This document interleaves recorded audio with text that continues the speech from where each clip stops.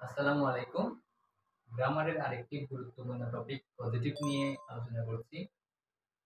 Positive হলো এমন কিছু ভার্ব যেগুলো নিজে কাজ না করে অন্যকে দিয়ে কাজ করানো বোঝায়।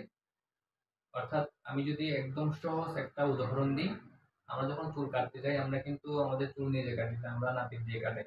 তো আমি যদি বলি আমি চুল কেটেছি, তো সেক্ষেত্রে এটার ইংরেজি তো I cut my hair হবে না। অর্থাৎ আমি তো আমার চুল নিজে কাটছি না।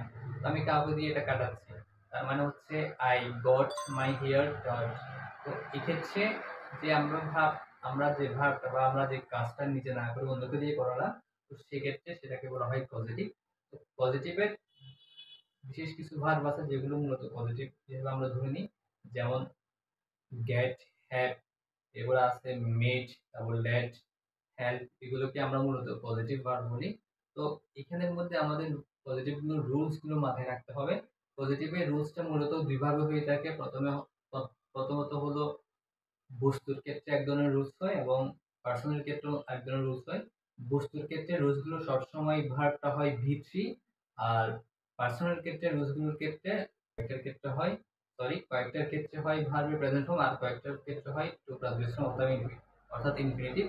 তো আমি এখানের মধ্যে স্ক্রিনের মধ্যে রুলস গুলো শর্টকাট দিয়ে দিলাম, আপনারা একটু দেখে নেবেন। এটা অনেক গুরুত্বপূর্ণ একটা টপিক। এখান থেকেও কিন্তু ভর্তি পরীক্ষা বা প্রতিযোগিতামূলক পরীক্ষাগুলোতে প্রশ্ন এসে থাকে। ধন্যবাদ সবাইকে।